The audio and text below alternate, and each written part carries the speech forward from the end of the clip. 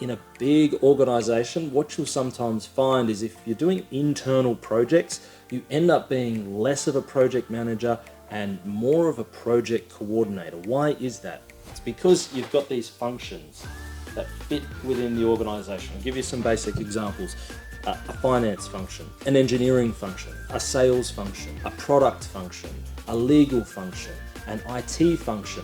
It ends up looking like this matrix approach where you've got these different functions that sit this way, IT, finance, all of those things that I just mentioned, and then your projects often sit like this.